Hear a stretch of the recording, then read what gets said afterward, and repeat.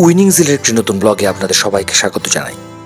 আজ আমাদের ব্লগ দার্জিলিং নিয়ে। সেই দার্জিলিং যে দার্জিলিং শুনে আমরা বড় হয়েছি। হ্যাঁ, আমাদের একান্ত আপন পাহাড়ের রানী দার্জিলিং।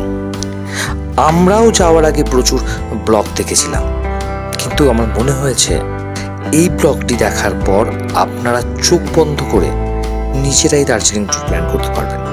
আমাদের মতো মধ্যবিত্ত মানুষদের অনেকগুলো প্রশ্ন থাকে মনের মধ্যে, যেমন ধরুন, বেস্ট হোটেল কোন লোকেশনে পাবো, বেস্ট ফুড সঙ্গে বাঙালি থালি সস্তায়, সাইট সিন কী কী দেখবো, কোথায় কোথায় যাব, টয় ট্রেনটাই বা টিকিট কাটবো কী করে, কত টাকা ভাড়া, কোন ট্রেনটা চড়বো। আর আমাদের পরিবারের ঘোরার সঙ্গে অবিচ্ছেদ্য অংশ মার্কেটিং।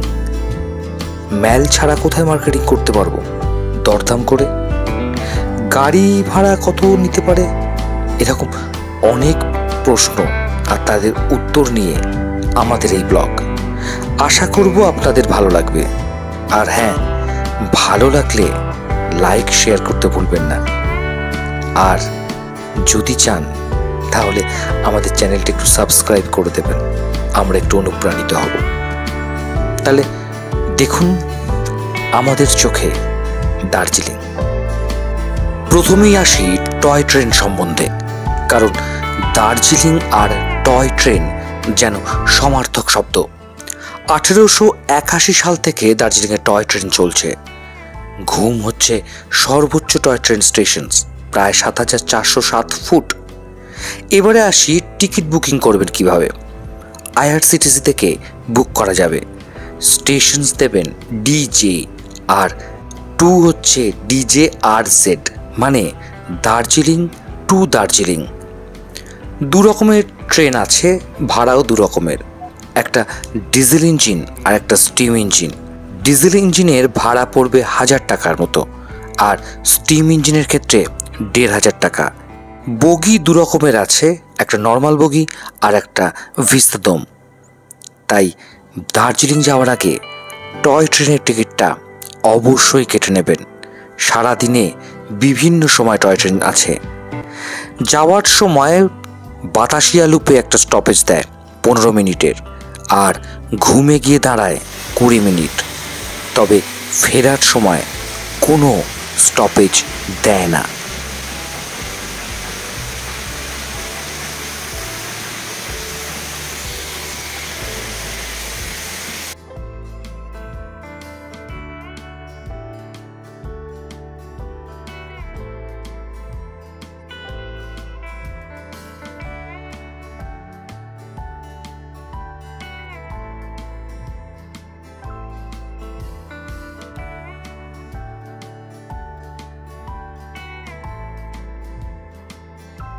এবার আসি সাইড ট্যুরে।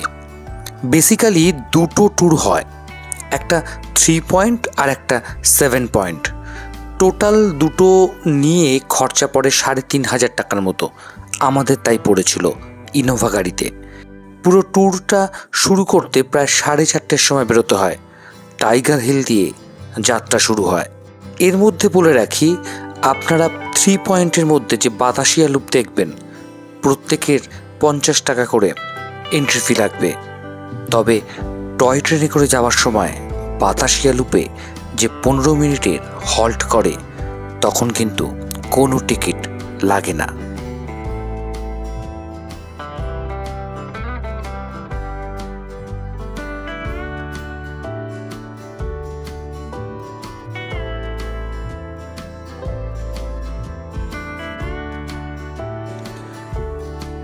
জু আর HMI মানে হিমালয়ান মাউন্টেয়ারিং ইনস্টিটিউট একই সাথে। এন্ট্রি ফি 110 টাকা করে, আপ টু 6 ইয়ার ফ্রি। এখানেই আপনারা দেখতে পাবেন স্নো লেপার্ড ও রেড পান্ডার।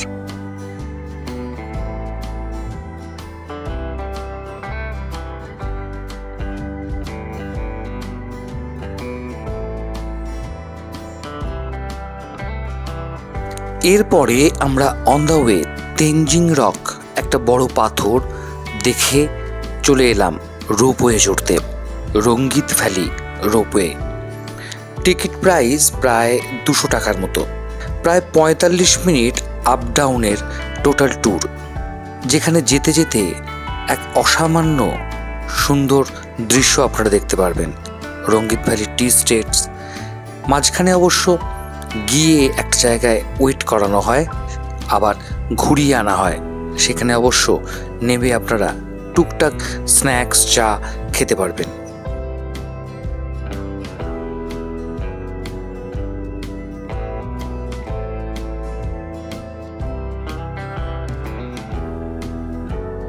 আমাদের দারুণ লেগেছিল।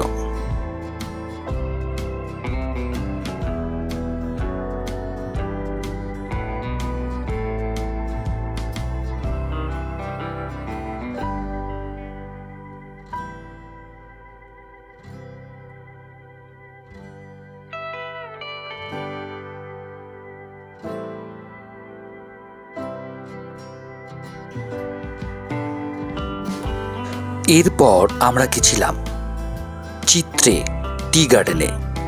তবে বলে রাখি, এই টি গার্ডেনটা দেখে কিন্তু আমাদের মন একদম ভরেনি। এখানে অবশ্য গোর্খাদের ড্রেস পরে ছবি তোলা যাচ্ছে। চিত্রে টি গার্ডেন থেকে বেরিয়ে আমরা গেছিলাম তিব্বতিয়ান রিফিউজি ক্যাম্পে, যেখানে তাদের নিজে হাতে তৈরি করা জিনিসপত্র বিক্রি হচ্ছে। ঘুরে দেখে আসতে পারেন। এবারে আসি হোটেল সিলেকশনে, যেটা ভীষণ ইম্পর্টেন্ট। হোটেল সিলেকশন করার সময় কতগুলো জিনিস আমাদের মাথায় আসে, কতগুলো প্রশ্ন। বিশেষ করে দার্জিলিংয়ের ক্ষেত্রে, যেমন ম্যাল থেকে ঠিক কত দূরে বা ম্যাল কতটা কাছে। মার্কেটিংয়ের যে অপশানসগুলো, মানে ম্যালের দোকানগুলো ছাড়াও যে চক বাজার, যে লোকাল মার্কেট, সেটা কতটা দূরে। গাড়ি হোটেল পর্যন্ত পৌঁছবে তো? কারণ আমরা ঘুরতে গেলে ফ্যামিলির সঙ্গে অনেক লাগেজ থাকে, লাগেজ নিয়ে বওয়া হোটেল পর্যন্ত এটা একটা সমস্যা। তার সঙ্গে প্রসিদ্ধ রেস্টুরেন্টগুলো ঠিক কতটা দূরে। বাঙালি হোটেল মানে থালি সিস্টেমে যদি বা খেতে চাই, সেই হোটেল কতটা দূরে। এই সমস্ত প্রশ্নগুলোর উত্তর মনে হয়েছে আমরা যে হোটেলে ছিলাম সেটা অনেকটা এই প্রশ্নের উত্তরগুলো সমাধান করে। আমরা ছিলাম হোটেল লুনারে। এমনিতে দার্জিলিংয়ের কোনো হোটেলেই লিফট নেই বললেই চলে, তাই সব জায়গাতেই আপনাকে একটু সিঁড়ি ভাঙতেই হবে। আর এই হোটেল লুনারের সঙ্গে ওদের নিজস্ব ভেজ রেস্টুরেন্টটা অসাধারণ। এটি আমাদের হোটেলের ঘর। আমরা অবশ্য ভিউ রুম নিয়েছিলাম। ম্যালের ওপরে বেশ কিছু ভালো ভালো হোটেল আছে, যেমন অলিভ আছে, পাইন ব্রিজ আছে, আরও অনেক হোটেল। সেগুলো মন্দ নয়, দেখতে পারেন। তবে যে কোনো হোটেল সিলেকশনসের আগে যে প্রশ্নগুলো আমি করলাম, সেই প্রশ্নগুলো করে তার উত্তরগুলো খুঁজে নেবেন, তাহলে দার্জিলিংয়ে গিয়ে সুবিধা হবে।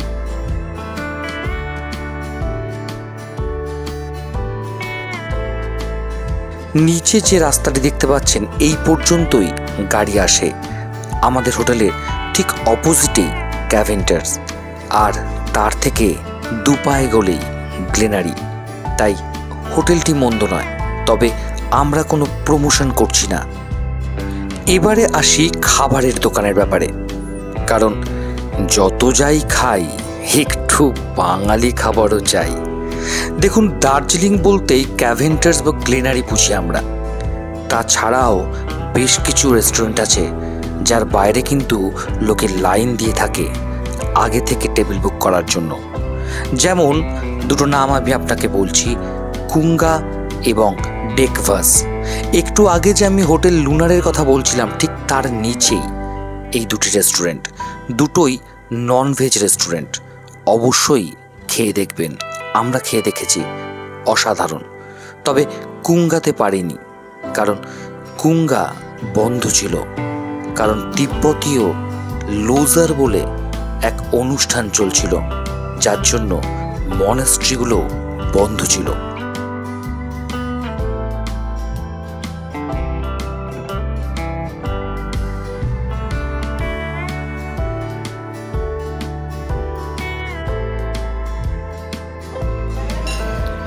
দার্জিলিং মানে কতগুলো নাম আমাদের প্রত্যেকের মুখে এসে যায়। একটা হচ্ছে যেমন গ্লেনারি বলুন, ক্যাভেন্টার্স বলুন, দার্জিলিং মেল বলুন, ম্যাল বলুন।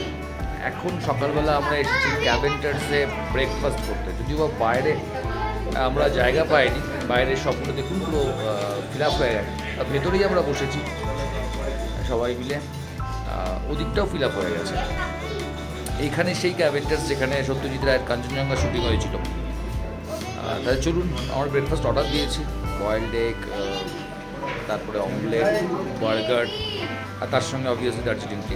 চলুন তাহলে ব্রেকফাস্ট করি।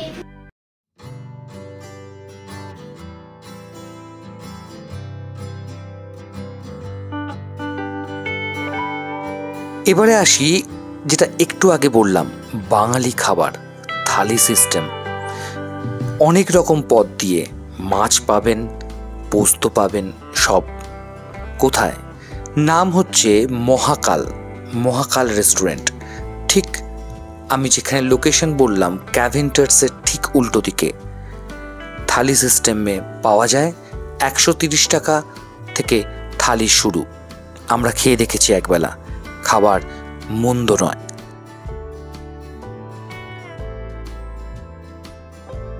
এই সেই বিখ্যাত ম্যাল মার্কেট। প্রত্যেকটা হিল স্টেশনেই ম্যালের সঙ্গে মার্কেটটা একটা অবিচ্ছেদ্য অংশ। সেটা মানালি বলুন, সিমলা বলুন বা দার্জিলিং বলুন। আমাদের মার্কেটটি মন্দ লাগেনি, আবার আহামরিও লাগেনি। তবে জিনিসপত্র কিনতে গেলে অবশ্যই দরদাম করে কিনবেন। আর এর সঙ্গেই যে লোকাল মার্কেট বা চক বাজার, সেই চক বাজারেও আপনারা জিনিসপত্র কিনতে পারেন। তবে হ্যাঁ, অবশ্যই ভালো করে দরদাম করে কিনুন, না হলে ঠকতে পারেন।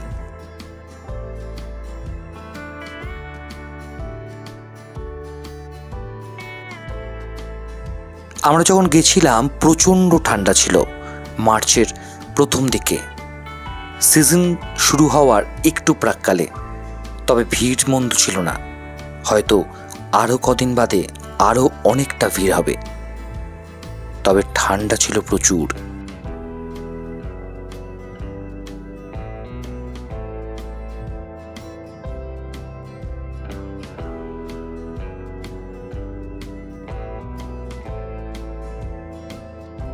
এর মাঝে আমরা একদিন লামাহাটা এবং তিনচুলে ভ্রমণ করে আসি, যার ভিডিও আলাদা করে আমাদের ইউটিউব চ্যানেলে দেওয়া আছে। ফেরার পথে আমরা লেপচা জগৎ এবং মিরিক হয়ে এনজেপিতে নামি।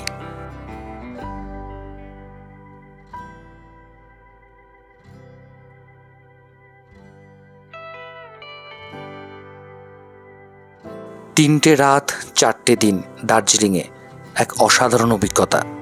হ্যাঁ, একথা সত্যি যে দার্জিলিং লিটল বিট কস্টলি।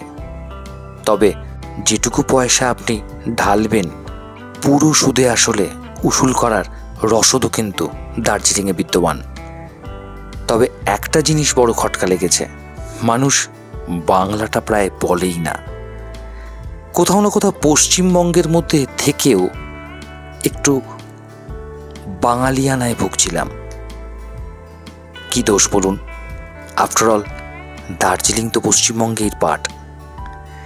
যাই হোক, অসাধারণ অনুভূতি নিয়ে দার্জিলিং থেকে ফিরছি। মন খারাপ করবে, তবে আবার কোনো একদিন নিশ্চয়ই আসবো দার্জিলিংয়ে।